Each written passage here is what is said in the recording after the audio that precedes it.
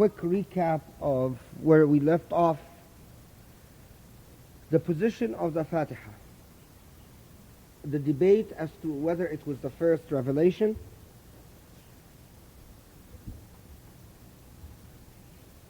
The views of Ata, Zuhari, and Mujahid that it was revealed in Medina and not in Mecca. By the way, this is still far away from us. But in preparation for taking examinations, you can verify information. Since this is being taped, you verify information through the tape. But for those of you who are going to start thinking about this now, it's never too early. That the views of Ata, Zuhari, and Mujahid that the Fatiha was revealed in Medina and not Mecca, and the issue that this raises as to the position of the Fatiha as the beginning of the Qur'an. The Fatiha, given the name Al-Kitab or Al-Qur'an, السبع المثاني, فاتحة الكتاب. All of this is review. The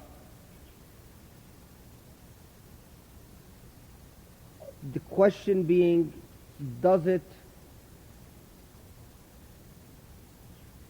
basically form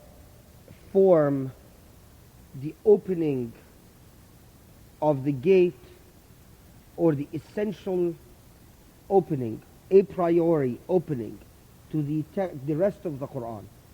As we said last time, Fatiha comes from the word fataha, to open.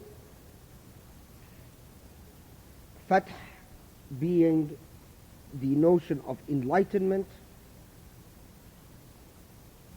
and consequently, whether as if you are entering the Qur'an through the initial opening or the initial gate. We talked about Bismillah ar-Rahman ar-Rahim. That's as far as we got last time. The essential points: Bism, whether it comes from bi ism, the ba is what they call sila za'ida. In other words, an attachment that is not a part of the original word, or whether it is asl maqsood, which means that it is an attachment that, not an attachment, but it is actually a part of the original word. So is it really bi ism or bism? And we also said that the basic distinction is whether it takes a command or imperative format. In other words, start by the name of God, or whether it simply informs, I start by the name of God. Instead of a command form, it takes just simply, I am starting by the name of God. We talked about Allah. Where does Allah come from? Does it come from the word ilah, or does it come from the word uluhiyya?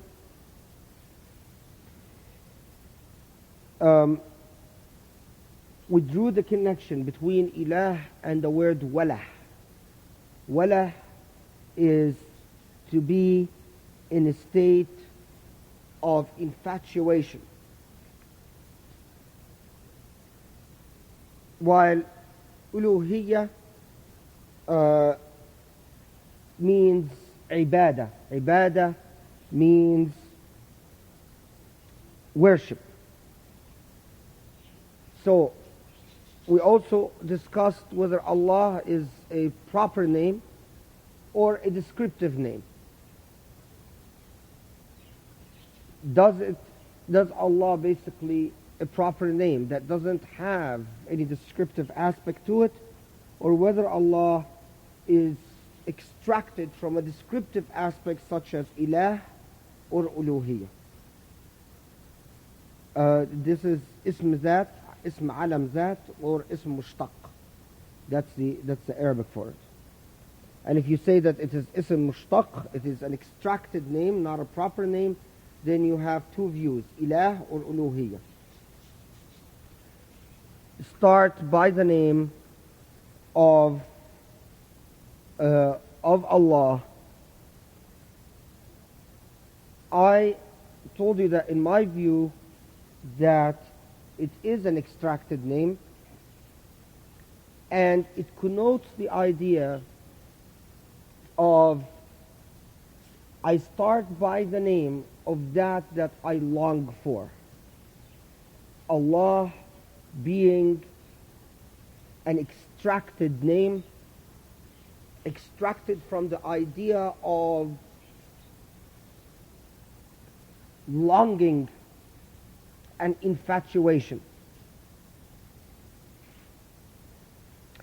We reviewed the various views on Ar-Rahman, Ar-Rahim.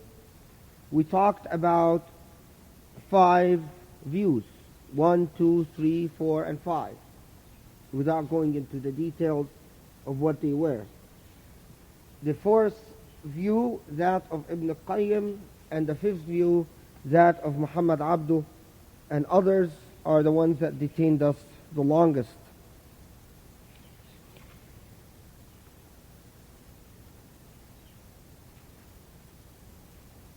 Basically, we said Bismillah ar-Rahman ar-Rahim, which in my view is a part of the Fatiha, but we discussed the debate as to whether it is a part of the Fatiha or not, whether it is part of the Sab' al-Mathani, the 7 verses or not. And I expressed to you my view that it is, and we reviewed also the laws, then the implications for performing prayer if you believe that it is part of the Fatiha.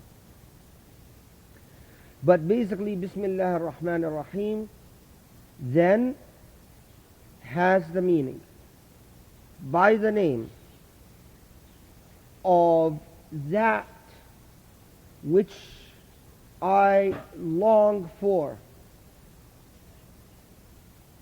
infatuated by. Ar-Rahman Ar-Rahim, the merciful in general and the merciful in specifics. The merciful in general and the merciful in the specific circumstances that arise that require the added element of special attention, of mercy.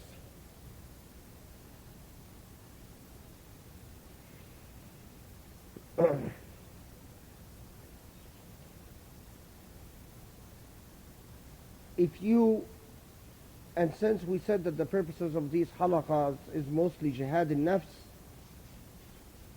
then we emphasize the spiritual aspects more than the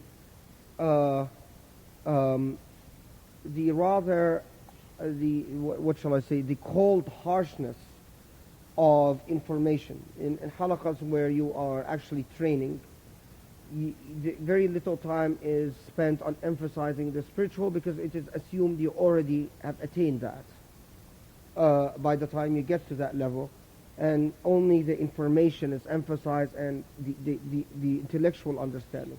But obviously this is not the case here, and so we must pause, and I hope that all of you since last week paused to reflect on the full implications of this, that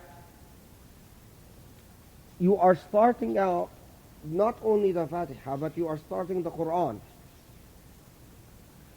by declaring a relationship,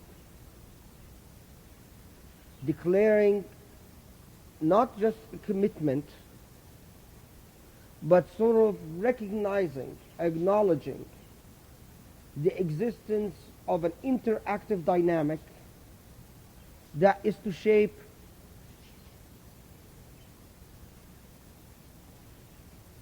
all else that comes. The interactive dynamic is your personal, direct, interactive relationship with the longed for.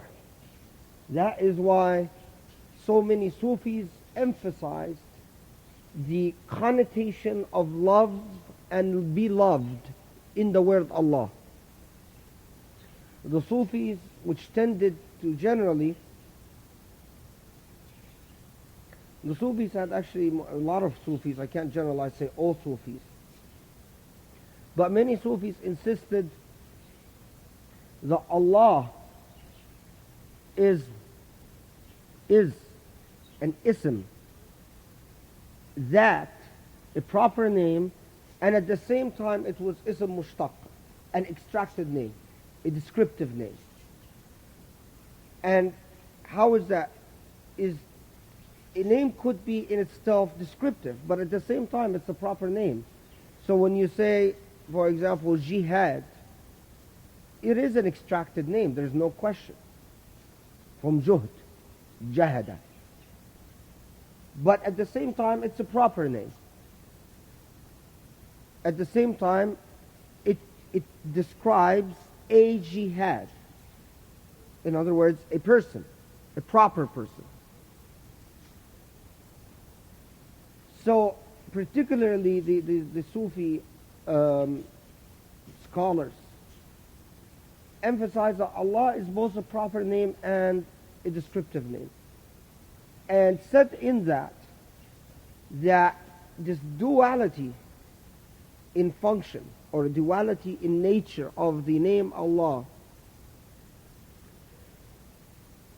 enters into the formulation of Bismillah ar-Rahman ar-Rahim.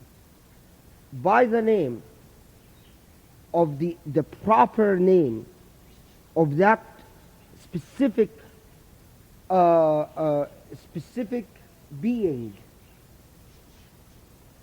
which is Allah, by the name, the proper name of that specific being, and then the descriptive meaning that arises from the duality, being what is the nature of that proper being, that the actual being. It is a being in which I have an interactive relationship with, which I long for. Long for in what sense? In the sense that I am hinged, suspended, attached, absolutely connected to two aspects of that being, and that is the mercy that allows everything, and the specific mercy that blesses me at specific times, in specific moments of need.